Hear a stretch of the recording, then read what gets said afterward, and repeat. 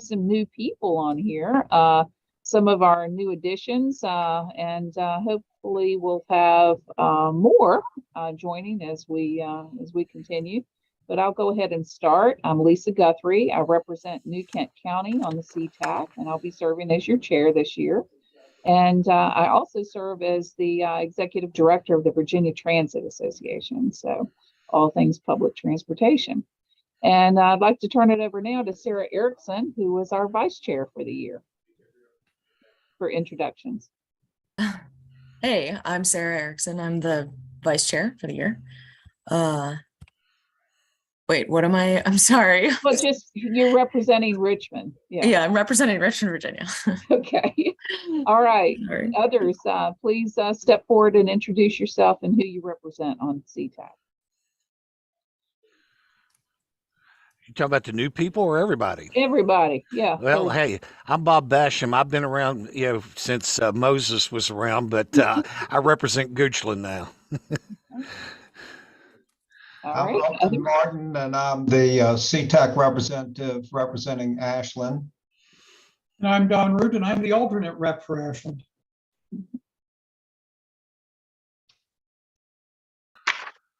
I'm Walter Johnson, representing the NAACP, former VDOT.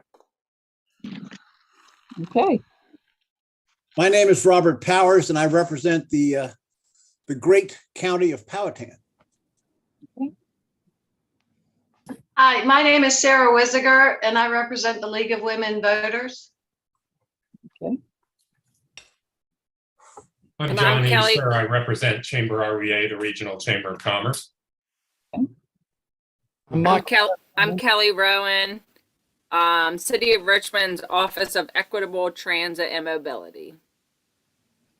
I'm Michael Testerman, and I represent Virginia Association of Railway Patrons. I live in Richmond. Amber Lancaster, and I represent Henrico. I'm John Leonard and represent VCU. Sorry, John. Oh, go ahead. Ken Lance with Plan RVA. I'm Andrew Bunn, the City of Richmond.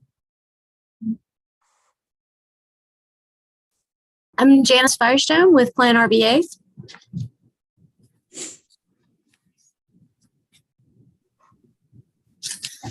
All right, I see a couple others on here who are waiting to go last, I guess. Yeah.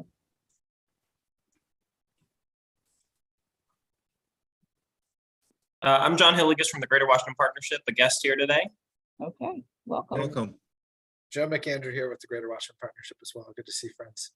Yeah, you're labeled as John as well, but we know who you are. Change that.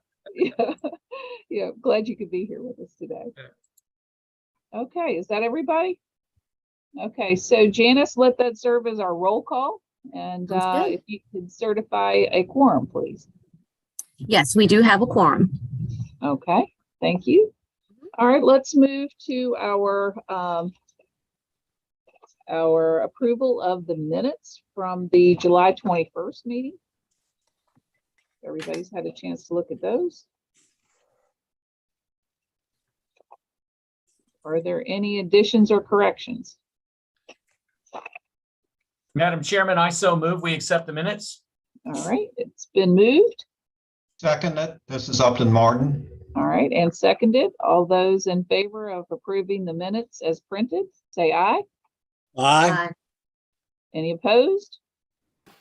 I think OETM might be left off of the list. Let me go to it. And where was that, Kelly? Let me double check. I just saw, yeah, in the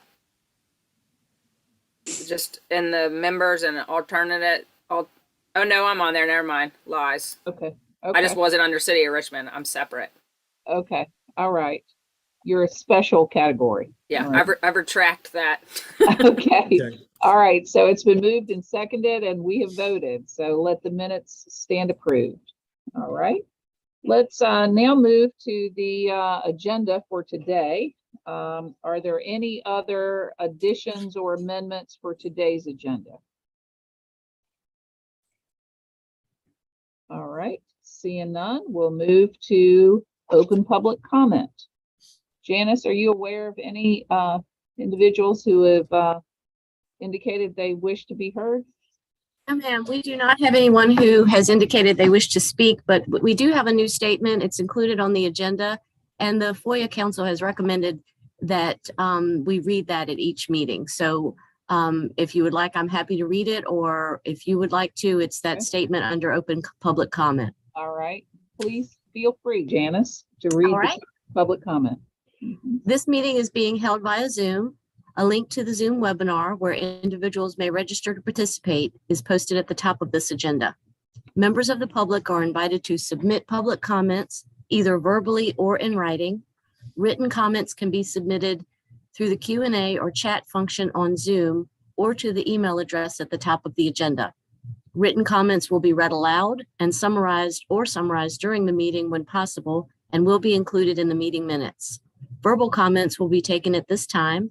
Please indicate through the Q&A or chat function on Zoom if you would like to comment. When acknowledged by the chairman, please clearly state your name so that it may be recorded in the meeting minutes. And again, we don't have anyone who's indicated they wish to speak. Okay, thank you, Janice. Mhm. All right, moving ahead. When we don't eat lunch, we move pretty quickly here. Maybe we'll be back in person sometime after the relocation to the new Plan RVA building. All right, moving on to the chair's report. Really, the only thing I wish to share with you today is something you've heard something about in our previous meetings, and that is the DRPT Virginia Transit Equity and Modernization Study. It has been completed and given to the General Assembly and the administration, and is available for review online at vatransitequity.com. And it is, just read you a little bit about it. During the 21 General Assembly session, House Joint Resolution 542 passed with support from interest groups across the Commonwealth. This legislation required the Virginia Department of Rail and Public Transportation, shorthand DRPT, to complete a needs assessment that focuses on the modernization of transit in Virginia and engagement opportunities for underserved and underrepresented communities. So you can, I think it's pretty comprehensive. It's a 2-year study. There's a number of recommendations in there about making transit more available to potential riders, improving infrastructure such as bus stops and shelters, also looking at ways to modernize and move toward zero emission vehicles. So you can expect that maybe some legislation and some other actions will be forthcoming as using this as a baseline for the needs assessment.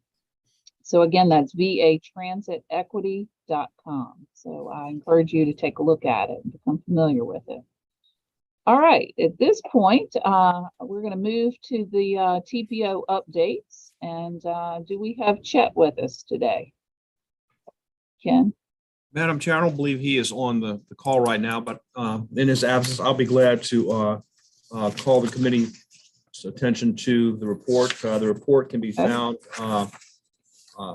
in the packet, and it includes information about the work of the Active Transportation Work Group, the Central Virginia Transportation Authority, and the Richmond Regional Bike and Pedestrian Plan, as well as the trolley line study. And several other things of interest. One thing that I would like to point out to the group is that we are starting on our Plan 2050. And the first part of that is developing our forecast year data. So we've got a work group that is starting to meet with the individual jurisdictions and develop the forecast of the population and employment for each of the jurisdictions for the year 2050. So we are moving right along on that. So I'll be glad to take any questions if there are any concerning that. And perhaps one thing I could point out at this time is that just wanted to make the members of the committee aware that we are in the process of moving. We are going to be moving to the current on 3rd and Hull. We'll be there after the first of the year. there's going to be, I think, an interval of a month or two where we will not have a permanent home. And that will probably affect our meeting in November. But fear not, we are coming up with alternative meeting sites. This group, of course, has been meeting virtually, so it may not be impact us per se, but there will be a period of time where we will be going to have holding meetings in alternate meeting sites, and there won't be just one site for all of the committees. It might vary by committee. So those of you who follow the TPO and our various committees, as well as the CBTA, you'll need to watch very carefully to see the location of the meetings, because it will vary from time to time. So when will you need to be out of your current location? I think we have to be out, what, Janice, the end of October?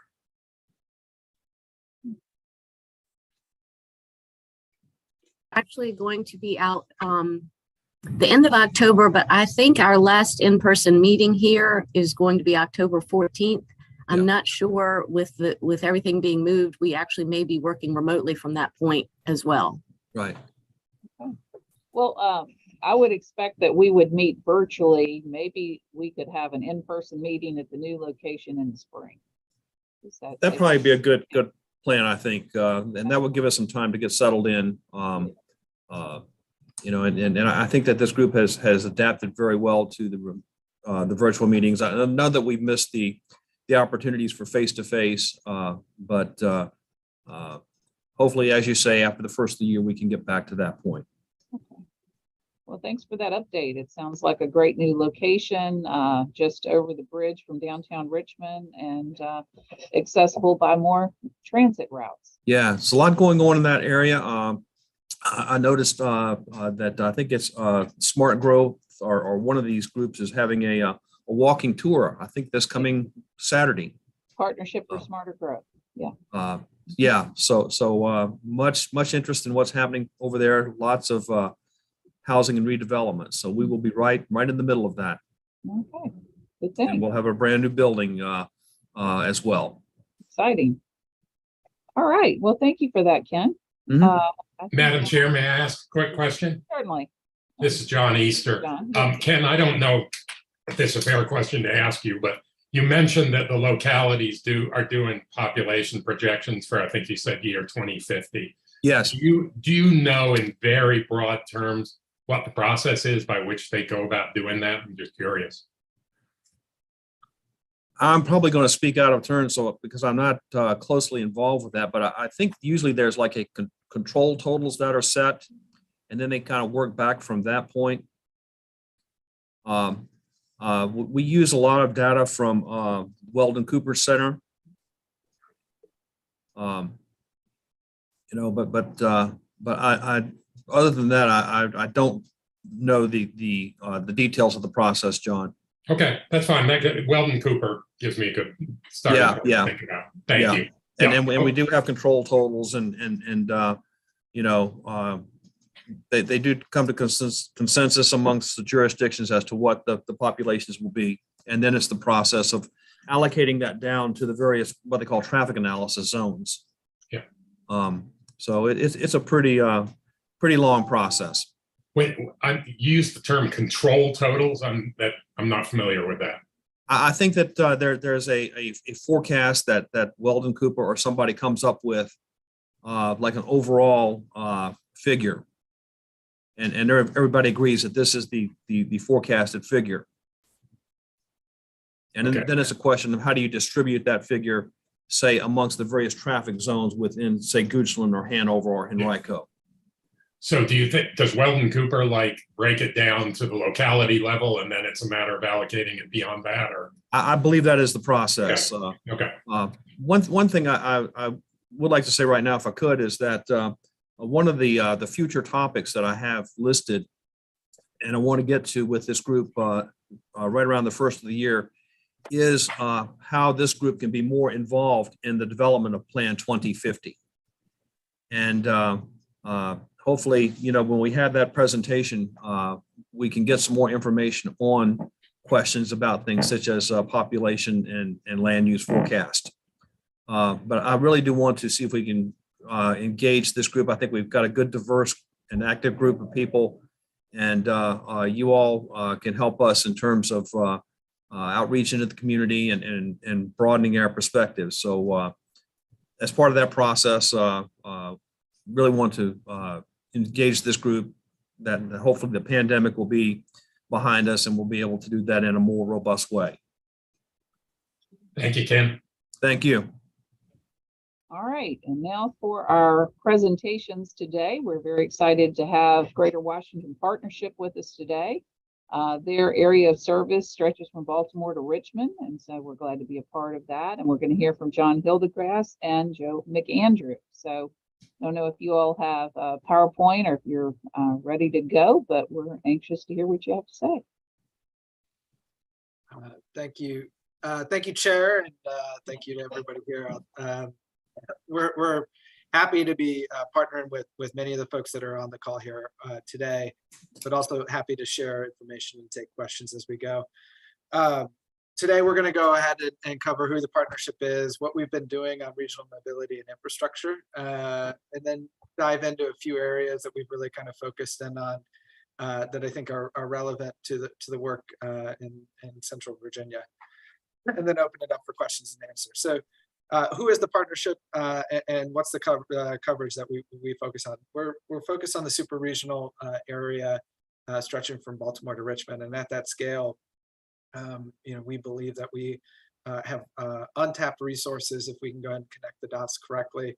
The third largest economy in the country, 7th largest in the world. We've got access to immense opportunities from infrastructure to talent and to federal assets. We just haven't necessarily always seen that scale and that connectivity as an important goal or a striving effort. When we think about our work, we're committed to making the capital region from Baltimore to Richmond one of the world's best places to live, work, and build a business. We do that through partnerships and collaboration, focusing on aligning behind solutions and then driving towards outcomes. Our board comprises many of the CEOs and C-suite executives for some of the largest companies. It's a civic alliance. We're 501c3, and we're really focusing on 3 issues that straddle the regional bounds and political cycles that we have to get right: infrastructure, skills and talent, and inclusive growth. We all strive to lift all boats, generally speaking. I think that's safe to say, but in reality, we haven't fully reached that vision or that opportunity. And I think at the end of the day, regardless of what one's main objective is, there's a huge economic imperative if we can do this right. We last summer partnered with Chamber RVA and had a discussion around DEI issues and what's the opportunity in Richmond, but also kind of at the super regional scale. If we can get more individuals engaged in the economy, especially the Black and Brown residents that are under-resourced or not participating, we've got a huge opportunity to expand our economic potential. Next slide. So when we launched, we've been around since launched in late 2016. It really is a CEO-led initiative. When they launched, there were no staff members for the partnership. And we've been going ever since. They've identified the board of the CEOs identified transportation as our #1 item that they wanted us to really tackle. And you all know, at a regional scale, it's messy.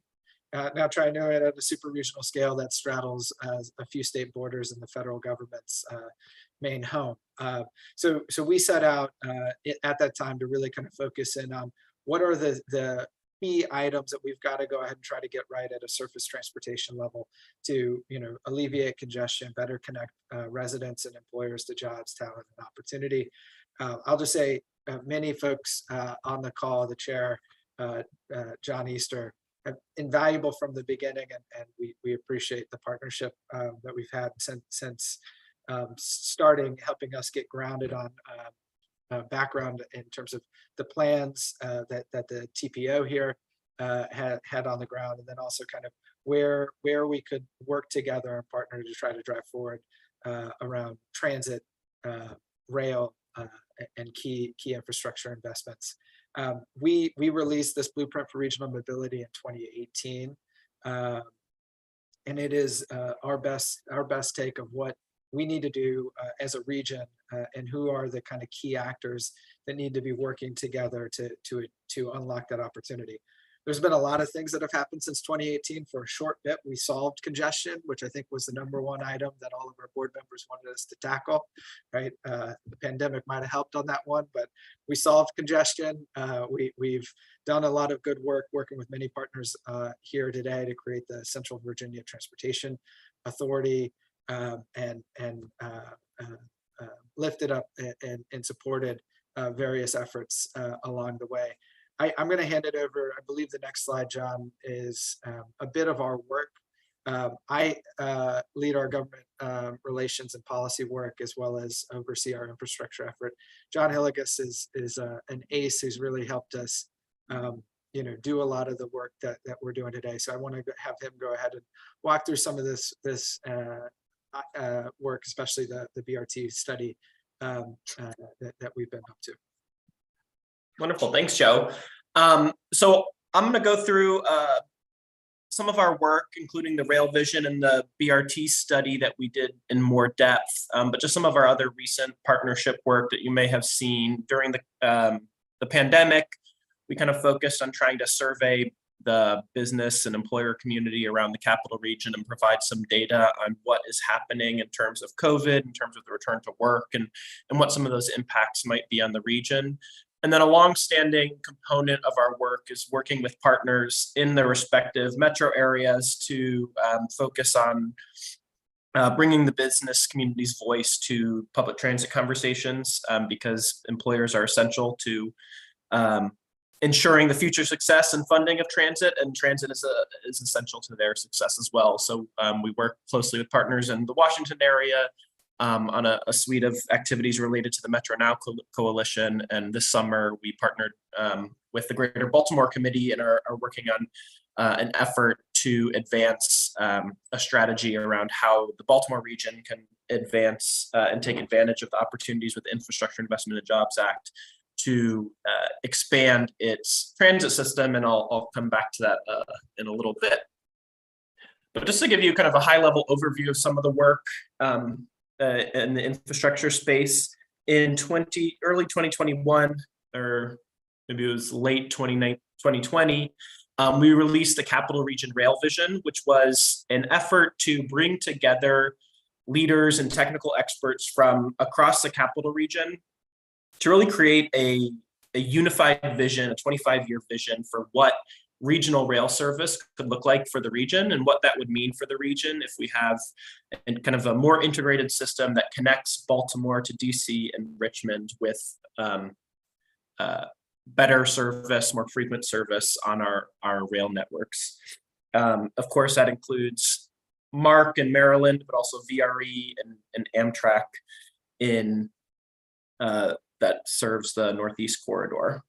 So we put out this rail vision. Again, it kind of sets the goals for what we hope the region is working towards, and the opportunities.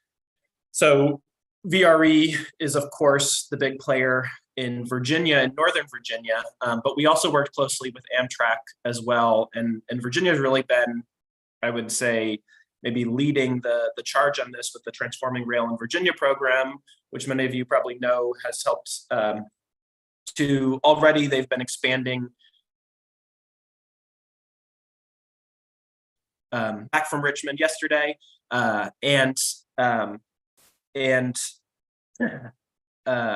excuse me, sorry, lost my train of thought, is going to be a key player in advancing kind of hourly frequent service from downtown Richmond to DC, which has enormous potential to unite the super region and greatly expand kind of the economic development potential of the region. So I'm not going to go in detail over all of the goals and the stepping stones, but I'd encourage you, if you're interested, to check out the Capital Region Rail Vision. We've got our report and our technical report. But we really laid out these 13 key projects that are going to be key to unlocking this rail vision, including the Long Bridge project connecting Virginia to DC, and what investments are going to be needed to unlock that hourly service between Richmond and the DC area. But what I really want to focus on today is the connecting the Richmond region study that we published last year, and I'm going to put a link in the chat here. And many of the people on this call were also involved in that study that included Plan RVA, Chamber RVA, the Richmond Association of Realtors, GRTC, City of Richmond, Henrico, and Chesterfield County as well, to explore what are the opportunities around expanding the pulse system down in Richmond, and what, particularly in terms of what a north-south bus rapid transit corridor might look like. And one of the reasons we wanted to look at this is we wanted to try to start planting the seeds and show that the business community is supportive and invested in the transit system and the expansion of the transit system for its potential to unlock opportunities for residents and better connect the Richmond region and all of the opportunities for residents. So the impetus for this study really started with the establishment of the Pulse and the network redesign that launched in 2018. And back in June 2019, we did a study looking at how the Pulse and the network redesign really helped to bolster ridership on the system, improve accessibility around the region. And so that is why we working with Plan RVA and Chamber RVA and other stakeholders, really wanted to look at what is the next step, because that was, we really thought, kind of the first major step in improving the transit system. What can the region start looking to in the future? So just a high-level overview of the study. We looked at several options for a north-south BRT line. And of course, we are not the planners or the decision makers or funders, but again, we want to try to kind of plant the seed and use our resources and the resources of our board and some of our partners to analyze data and start to have kind of some of these regional conversations of what are the pros and cons of the different approaches. And not just in terms of transit investment, but what are the other elements that the region should be thinking of in terms of land use and planning along a future transit corridor, in terms of infrastructure investments. And so we looked at these 4 corridors, which include what we term Route 1 North, Route 1 South, Whole Street, and Midlothian Turnpike.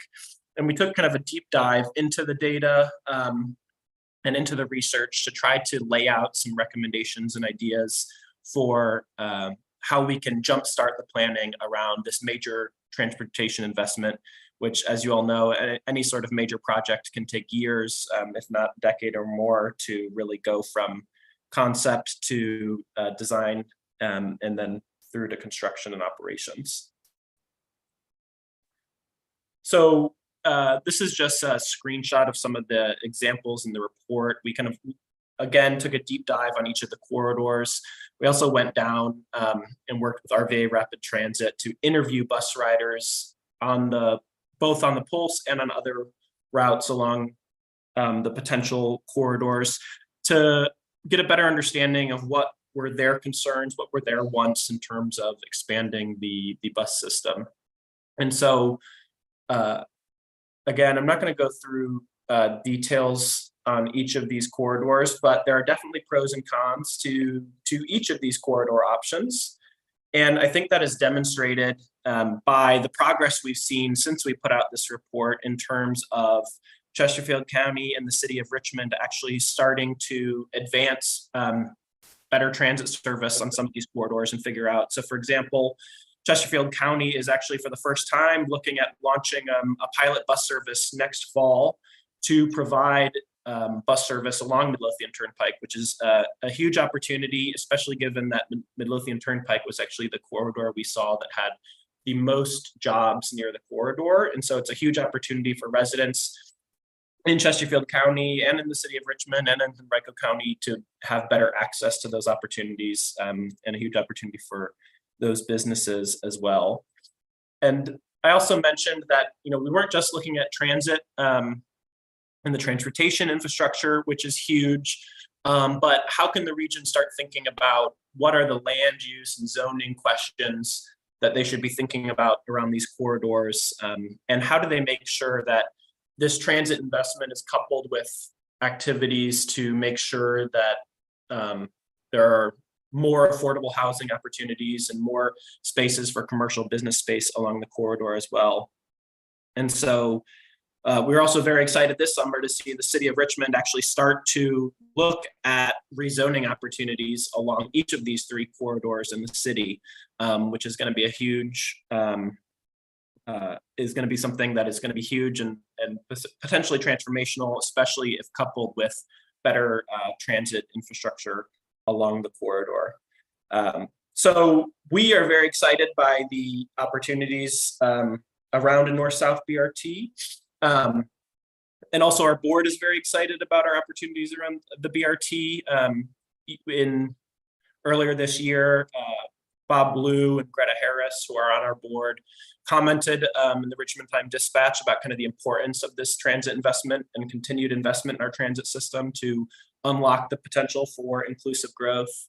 And not just our board, but actually on the northern end of our region, Baltimore is very excited by kind of the leadership that Richmond has been showing. And so we've been asked to set up a visit for Baltimore leaders to come down to Richmond in October to learn about the Pulse BRT, to learn about their planning efforts for that initial project and the North-South project, because they view it as really kind of an example and a success story that they want to learn from as Baltimore considers new transit corridors that they're studying, and they're looking at bus rapid transit options.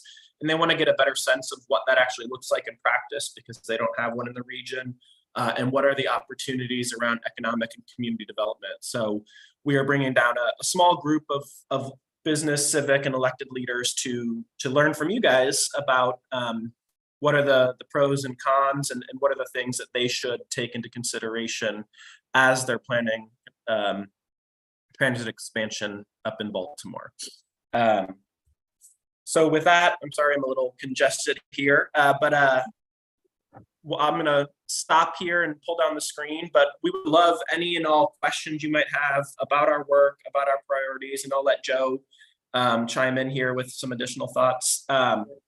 But any questions and feedback, and love the opportunity to continue to partner and work with many of you on advancing these infrastructure priorities.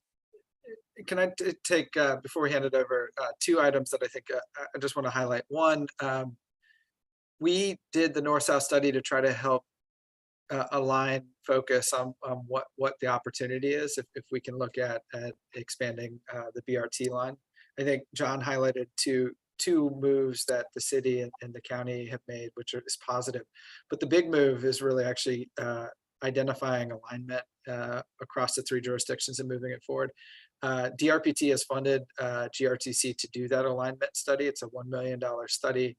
The money might have been provided last summer, but we have been made aware that GRTC is working with DRPT to identify and secure a team of consultants to move that project forward, that alignment study.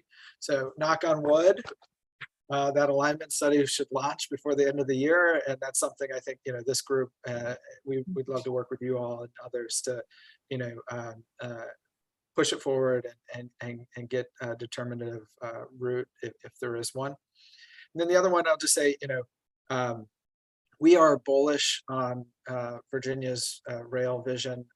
I imagine many of you know Mr. Danny. We love working with him at Virginians for High-Speed Rail. I think in the next 10 years, hourly train service to Richmond is not just going to benefit the economic opportunities or the number of students that can access an education at VCU or the like, but I think it's going to also unlock economic opportunities on the northern edge of this region, but also through Fredericksburg as well. So one key ingredient John touched on was Long Bridge. The state has put in a $300 million grant application to the federal government. Many of our partners here have submitted letters of support for that project. We are hopeful in the next few weeks we're going to hear back whether or not they got the money. I think the tea leaves right now are pretty optimistic that they might have received that money. I think it's really important to get those dollars from the federal government right now in a state of uncertainty when ridership on the VRE system is a little bit in flux and other things. But if they were to receive that, that might be the largest grant in the country at this time, which I think is further evidence of the good work that Virginia is doing. But it's that project, it might be at the northern tip of Virginia, but it is going to unlock the rail capacity throughout the whole Commonwealth. Great. Well, thank you both for not only for today's presentation, but for all the work that you do affecting Virginia and rail and transit and all things transportation. So it's a huge asset, and it's nice to be recognized for our BRT and transforming rail. And I hope that this is a sign that we will continue to pick up the momentum and continue to expand options for public transportation. So thank you. So at this point, let's see, we have one hand up. Let's entertain some questions. Sarah. Hi, thanks for your presentation. I'm particularly interested in the kind of nexus between transit and affordable housing. And I believe Henrico and I think Chesterfield are both redoing their comprehensive plans, their land use plans. And I'm just wondering, given your interest and given your kind of study in this, what can you offer them in the way of advice? That's the best way I know how to answer the question as they go forward and you're trying to help them, the region, identify corridors and so forth. John, you want to answer this? Yeah, so I think one of the things we've been focused on for a while at the partnership is just exactly as you said, Sarah, that nexus between transportation and housing and affordable housing. We've got some more information in our report about kind of specific recommendations we think they should consider in terms of affordable housing and commercial business space. And we really see two kind of key nexuses. You need to think about specific funding mechanisms and incentives to encourage the production and preservation of affordable housing. But in terms of kind of comprehensive plan updates and zoning updates, you need to explore ways to increase not just affordable housing, but the overall supply of housing, especially along these opportunity-rich areas, these transit corridors, so that you can encourage and promote development along those corridors, so you can reduce concerns of displacement or gentrification nearby, because by expanding the supply of housing, you can help to reduce pressure off of the rest of the housing. And so those are kind of some of the two key areas. And we have more specific recommendations in the report within those areas of the financial mechanisms and the land use and zoning mechanisms. And that can look anything from kind of increasing the allowable density by changing zoning types along those corridors. And something that actually in Virginia and Alexandria and Arlington have been looking at is also allowing more of what they call the missing middle housing types. So allowing things like duplexes, triplexes, things like that are often not allowed by right in most of our zoning codes. Those are ways to kind of create that incremental density that actually creates more opportunities, but maybe not at the scale that some people are concerned about with larger developments. And I'll just jump on real quick. Like from our angle, it's a workforce challenge in terms of housing and access to transportation options, right? We need to, for our employers to be able to thrive, they need to have access to a wide and diverse talent pool. And I think in Richmond, it's a very hot market, similarly in the Washington, D.C. area. And so how can we grow our housing stock and our various housing options in the right location so that folks can live close to where they need to get to and they don't have to drive to qualify, which I think is a huge challenge and that we're seeing in a lot of areas, which put strain on an ability for an employer to have a robust labor talent pool. Okay. Thank you. Michael Testerman has his hand up. Thank you. As background, I've been on this committee since the 80s, and in the early 2000s, I was on a committee tasked with looking at regional rail transit for this area. And our consultants did a study that showed the possibility of light rail in the north-south corridor that you've identified, and also in the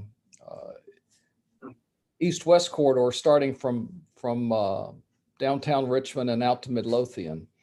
My question to you is, at what point do we decide that we need to go even beyond bus rapid transit and really scale up for the immediacy of concerns dealing with climate change and global warming? Because what I see happening in Richmond region and probably in this entire corridor from Baltimore down is that we've improved transit far beyond what we expected of it in the late 20th century, but we need to ramp it up again. As examples, in the Richmond area, you can't get to major sporting events, on the regular bus system that we have. It just wouldn't carry the load of people that need to get to those types of events. And we're not even planning our large venues to be necessarily transit dependent. We're still building huge parking lots, to go with the Diamond and the General Assembly building that's being built downtown. So I just want to raise awareness that we need to think even bigger in terms of high capacity transit to serve a region. And then one little final note, I was out at the Staples Mill Station a couple of Saturdays ago, and there wasn't a space to be found. And that's after we've already expanded the parking for that. So we just need to put even more reliability, even more dependence on transit in this region, and probably some form of light rail is probably going to need to be considered. I'm too old now to push that. So passing on the baton.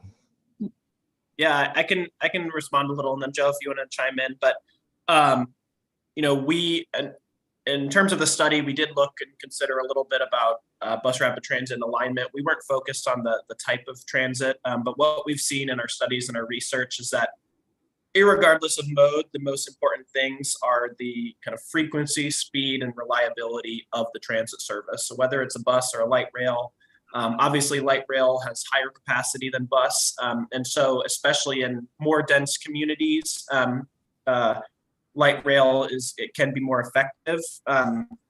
And it's not, I don't think it's an either or, but it could be a progression over time.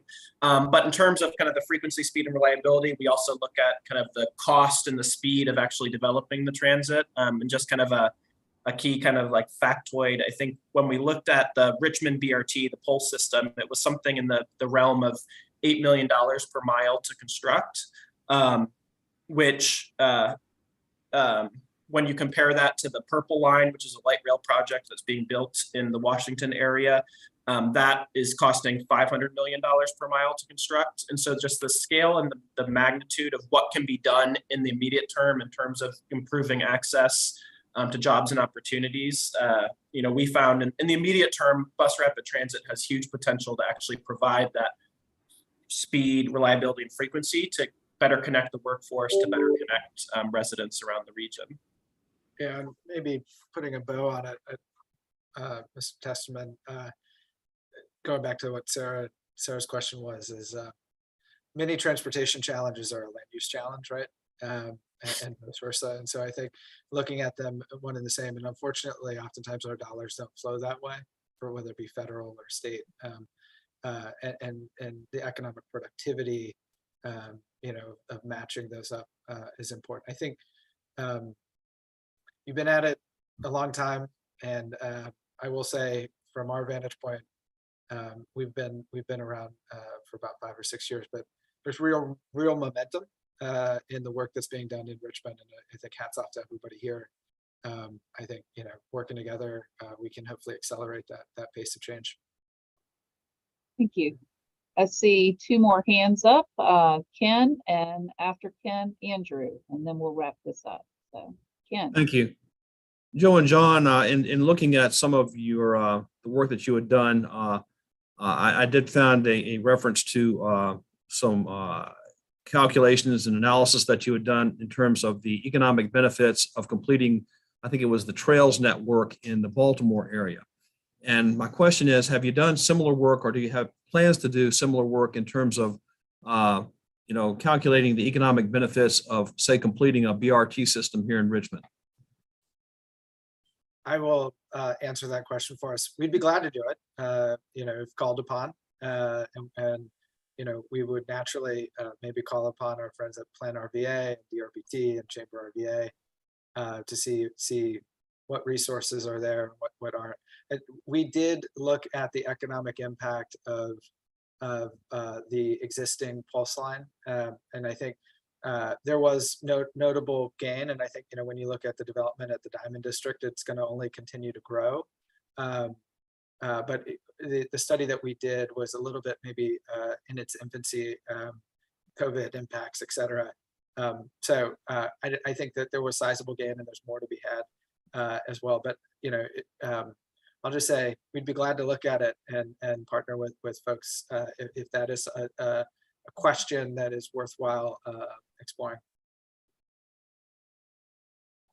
Especially leading up to our 2050 plan.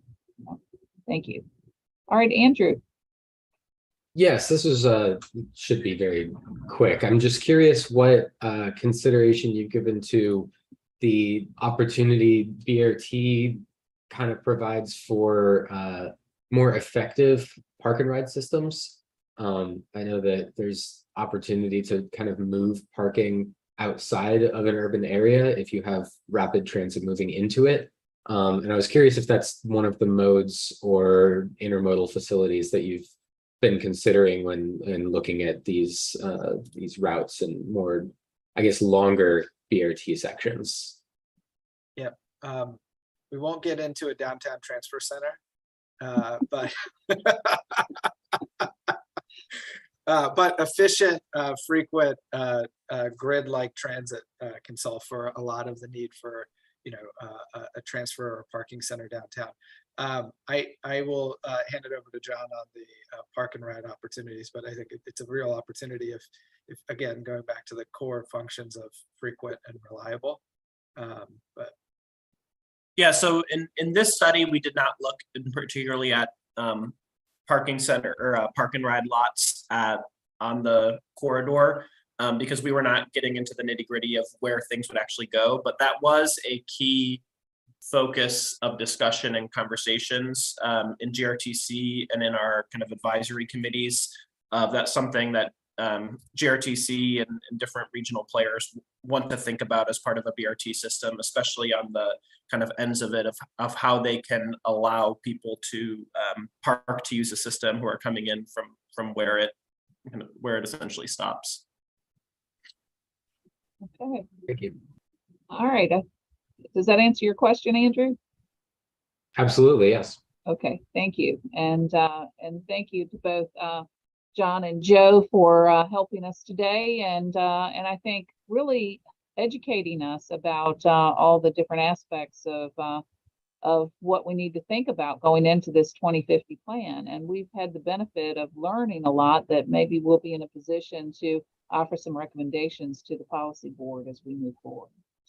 So thank you both, and we're going to switch gears now and turn to Kelly Rowan with the city. And Kelly is one of the new members of CTAC, so she's going to talk about what they're trying to do with the Office of Equitable Transit and Mobility, and very innovative new program. So take it away, Kelly.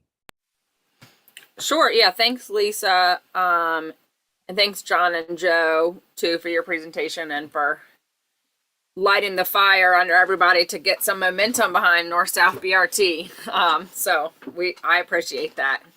But yeah, so I'm here from the Office of Equitable Transit and Mobility. And what I actually was going to talk about today, Lisa, was just a quick update on the Richmond Connects planning process. So I know I had presented to this group a while back when we were in the middle of the Path to Equity policy guide planning process. So I just wanted to, touch back with the group on where we were. So, just to start, let's see if I can get my slides to go. So we worked throughout 2021 to develop this policy guide. And it really lays the framework for Richmond Connects. It articulated some policy statements around the types of outcomes that we want to see in a truly equitable transportation system. If you haven't checked it out, I just wanted to give a plug. I think it was pretty cool work. We got an honorable mention at APA Virginia. So check it out, rva.gov/path2 equity. But where we are now, so we've taken that policy guide that was adopted by council in May. So that's our, official transportation policy in conjunction with, some of the objectives in the master plan related to transportation. That document really centered it on equity. But we've kicked off the Richmond Connects, the full process of our strategic multimodal transportation plan that is also going to be equity centered. And what's on the screen now is really the phase that we're in now. And I realized as people were having the discussion beforehand that I also should note, this piece that we're working on now is really the kind of 5-year immediate action plan. And we do plan to kick off over the winter and early spring a scenario planning exercise for kind of the city of Richmond's long range planning, thinking more of big picture type investments, like somebody was mentioning light rail, right? What if we invested all of our money into just transit and light rail? What if, testing these kind of big scenarios that maybe aren't necessarily all that possible, but like, what if we really did shift our focus into one of these big, kind of big moves, if you will? What would that mean for equity and transportation? To then give some outcomes for the long range for policymakers. Like, we're doing equity, we have to start making those changes now. But so we're thinking of a long range process, and that's exciting to get. That will coincide with the Plan RVA 2050 process too. So that's always awesome when those things align. But what we're working on now, like I said, is that Richmond Connects, the Equitable Mobility and Accessibility Action Plan is what we've titled it, the RCE map. And our phase 1 of Richmond Connects engagement has wrapped up. So we spent a good amount of time about this summer asking people around, what are your transportation needs? Our messaging was really, if we haven't heard you, because we recognize we had so much public input already, we haven't heard you, let us know. And also just to introduce the process. So where we are now, we have like a very first cut of the needs assessment maps. So looking at needs from a lot of different angles. And our, over the next month and a half, we're working with our internal committees to kind of polish those, and then are going to come back out to the public to help give some insight into, what this little pointing finger is, which needs are the most important. We have data. We're going to come and say, here's what the data tells us, and here's what we heard from you in the public survey. Are we A, synthesizing that public input correct, and B, if you are willing to review all of these needs maps, please do. We're really going to rely on, the type of people that are in this group are super citizen advocates, if you will, to review the needs maps. And I'll get to that in a second on how to be involved. But, then over the winter, we're going to look towards project recommendations for the top needs. And then we'll start talking about some of that long range planning. So where we are now, the phase that we are now, we have like the long range stuff, but over the winter, we'll start to start having those conversations. The next summer, looking to prioritize, looking at feasibility of some of these recommendations, which ones it makes sense to move forward that we can actually do something with, looking back at the reality of funding, and then start talking to the city about, which of these scenarios, these big picture kind of moves in transportation would we want to do. We anticipate being done by next fall with the final plan. And then of course, there's always phase 6, the never ending phase of implementation. So I just wanted to give a quick update. Like, we wrapped up our survey. So from Richmond 300 and Path to Equity, we had started with over 3,300 comments. We got over 1,000 comments in this phase of outreach. So right now we are, working to unpack all of that. I just wanted to give a shout out to our awesome team that worked on engagement. You might have seen us at Cape Pasa. We were at the National Night Out, a couple of different locations. We sent people to the Jubilation in June concert. And then we had our advisory committee meeting as well, which some of you guys sit on. So we've been talking to a lot of people. It's a lot of data to unpack.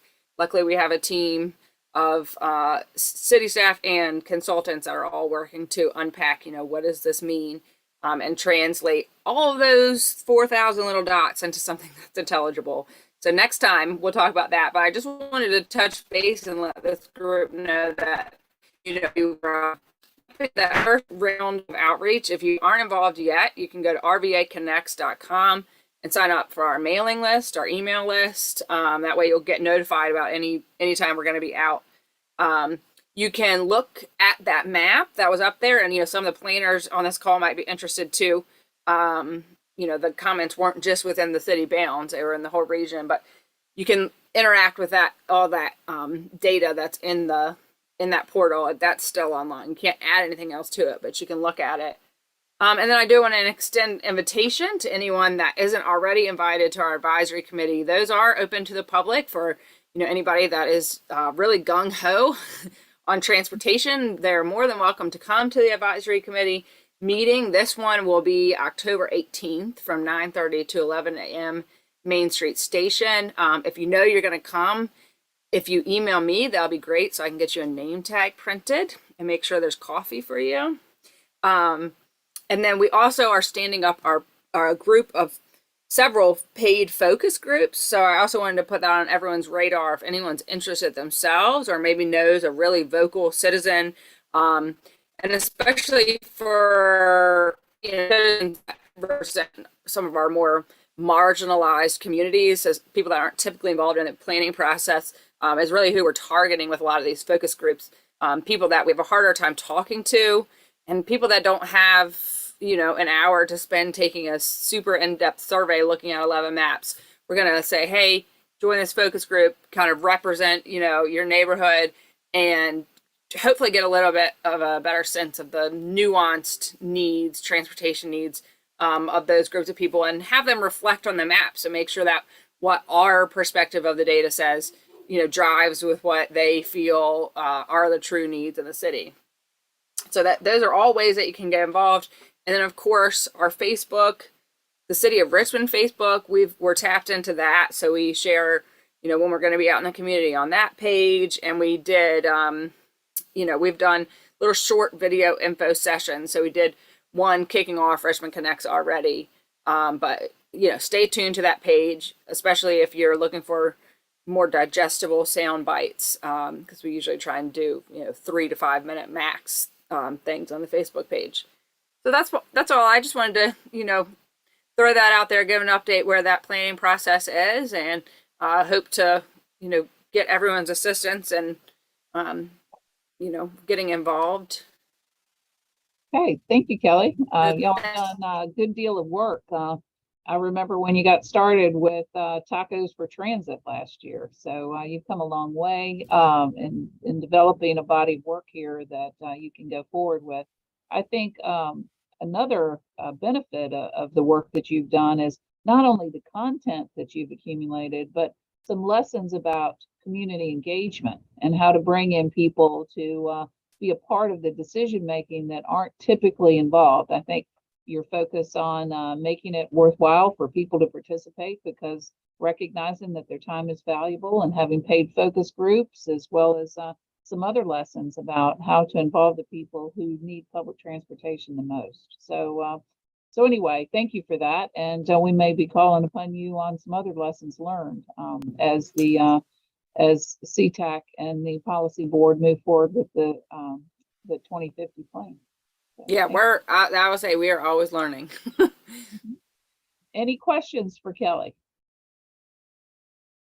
I don't see any hands up. Okay. All right, with that, thank you. And we will go forward with our other business at this point. Janice, some tips to share here about FOIA council guidance.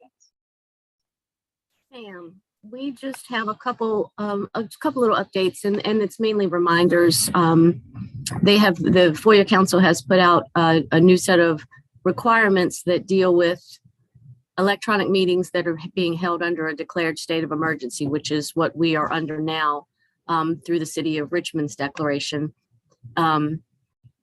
They have increased the requirements for statements that need to be put into the agendas and minutes. So of course, we've taken care of that. And they offered under their recommended best practices that all virtual meeting participants, members of boards and committees, be reminded to, whenever you're participating virtually in a meeting, to, if at all possible, use your a video as well as audio, and try to avoid an audio only connection, because it leads to maybe some confusion by members of the public. They may not be able to know who is speaking. They also advise that if you do have to participate with only an audio connection, that you always state your name before you speak, so that anyone listening will be able to know who is speaking. And let's see, we have to, what else do we have? The other statements we read, such as our public comment statement, that's a new requirement. So that's basically everything that is that applies to us right now with the way that we're meeting. They have also set out some documents and requirements for, once the declaration of emergency is lifted, they are putting into place some guidelines for members to participate remotely if the meeting is in person. And those documents will be, the policy board will have to adopt a policy for remote participation by members.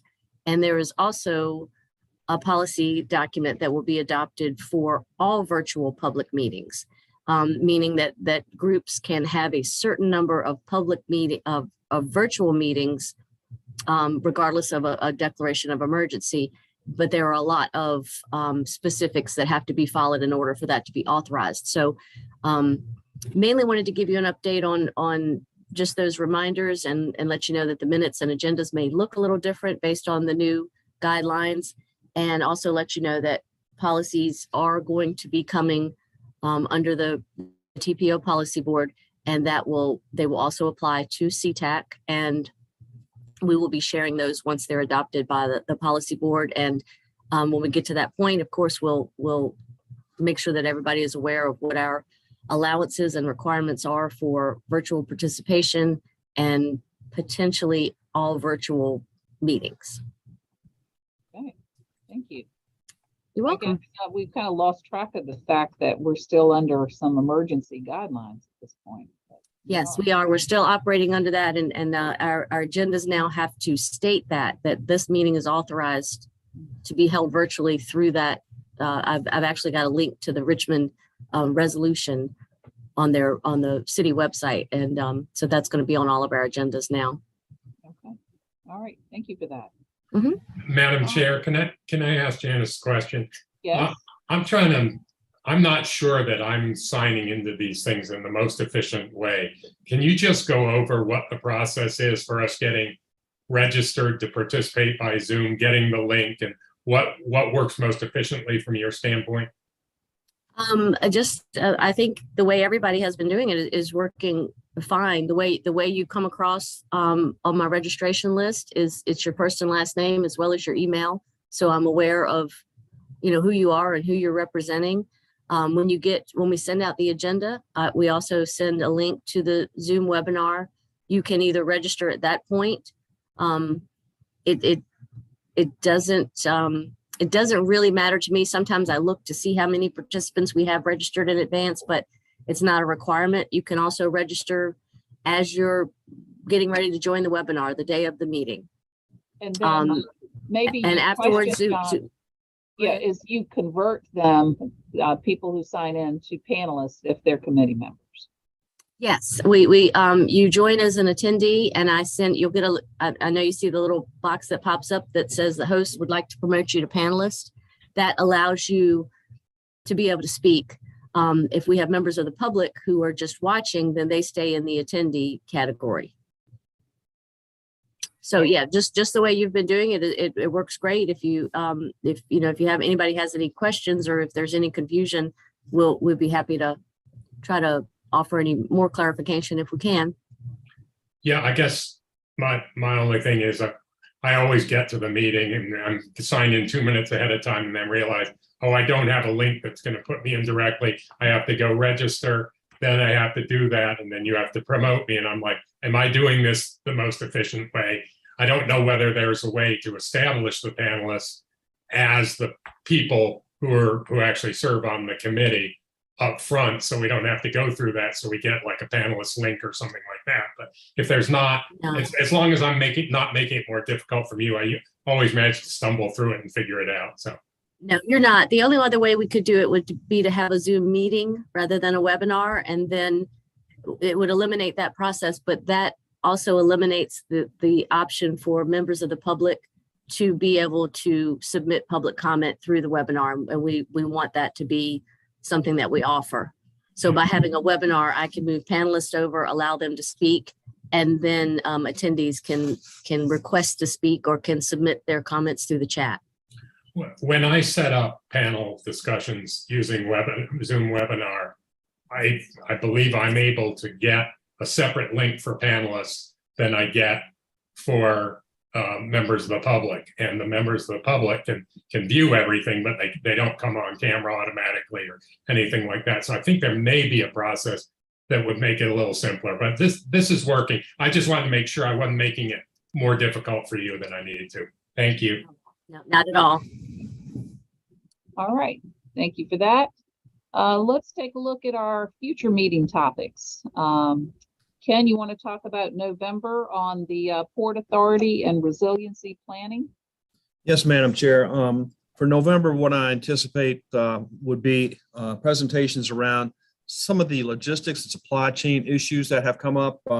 I think that the pandemic has sort of exposed some of those, but I think we've all gotten a greater sense of appreciation for how tenuous the supply chain can be from time to time. So I'm hoping to invite several individuals, perhaps somebody from the trucking side of it.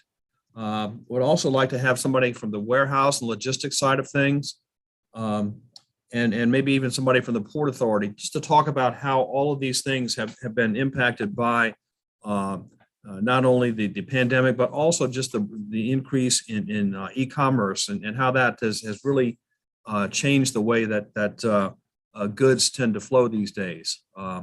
So that's what I'm thinking about. If you all have some suggestions for speakers, I'd appreciate that. I have not yet started to make those contacts, but that will be my next steps probably in the next day or two. So that's for January. I'm sorry, for November. And for January, as I mentioned, I want to devote that meeting to Plan 2050 in terms of what are opportunities for this group, these individuals, to be involved in that process, to take information back to some of the constituencies that they represent, to provide some more input to help guide that process going forward, because we are just getting started on it, and I think we learned from each successive long-range plan better ways to do things. So really want to see how we can engage CTAC in that process. Ken, you have two comments in the chat recommending that maybe we look at railroad union representatives and talking about issues facing them. And of course, this is very much on our mind right now because of the strike that I believe is still averted that we Right. heard this morning. So so that is a recommendation. That's a yeah. That's a good recommendation. And also the one about data centers. Mm-hmm. Yeah, the Okay. data centers, you know, certainly, you know, as far as the central Virginia region, there's more going up. It looks Right, like right. County. Yeah. Okay. All right. Any other comments on the list in front of you for topics not scheduled but other possibilities? If you have any thoughts about those, in addition to what we've mentioned. That's a running. Excuse me. I was going to say that's a running list, so I appreciate any suggestions. I just have Kelly with OETM City of Richmond. The thought, if you were going to include the, you know, rail workers union, it would be really interesting to have like the industry side and then to have somebody from like the people side, like the rail workers. And also a big issue facing us, right, is the driver shortage for transit as well. It would be interesting to put together a panel of people to talk about it from both sides, you know, because we're trying to solve a problem and they're trying to solve a problem. But I also would like at some point to get an update, and I think it would be interesting on some of the kind of environmental and justice focused IIJA funding programs and the responsibilities that Plan RVA will have in administering some of those programs around electric vehicles and the like. And, you know, just if there's any updates. I think I was just going back to old email. This was, you know, in June, I think we had asked Miles about it, Dirana and I, and they said you guys were just starting to talk to VDOT about it. And so whenever there's updates, I feel like that would be helpful. Okay. Yeah. Thank you. Because it's exciting stuff. And really cool stuff. Yeah, but I think your point is well taken that we need to always be aware of the equity issues associated with that. You know. Okay. All right. At this point, Lisa, just 1 second before we leave those topics, along those same sort of lines. Raise your hand from now on. I won't skip you. Okay. Okay, then I'll be quiet. Okay. Go ahead, John. Did you want to say something else, John? No, it's okay. I'll do it another time. Okay. All right. Let's talk about member comments. Anybody want to raise an announcement or a point of personal privilege or something during this this period of member comments? I know there's some upcoming events you're probably going to participate in. So if there's anything, we mentioned the Partnership for Smarter Growth walk that's through Manchester on Saturday. If you're interested, you can look that up on their website, Partnership for Smarter Growth. I don't think there's a charge for it if you'd like to join to take a tour of Manchester. Anything else coming up? Okay, Ken. The City of Richmond. Oh, sorry. I saw Ken raise his hand, but Kelly, yours is officially up. Okay, Kelly. Thank you, Madam Chair. The City of Richmond has a bike lane survey open.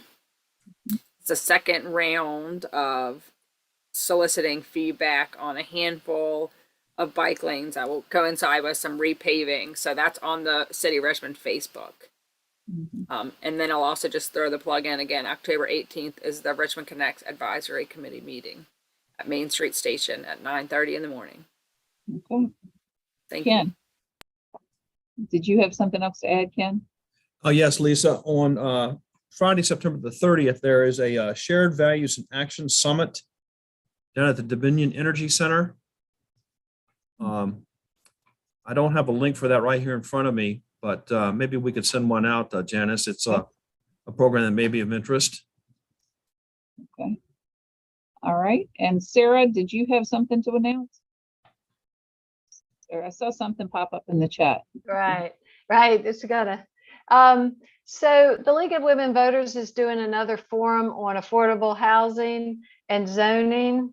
We did one that I announced at a previous meeting, and it was really well attended, both virtually and in person. Though this one is virtual, and we have a number of partners who are with us, and we're looking regionally at these questions. And I hope people will consider registering, and this link you can get there that's in the chat. Okay. All right.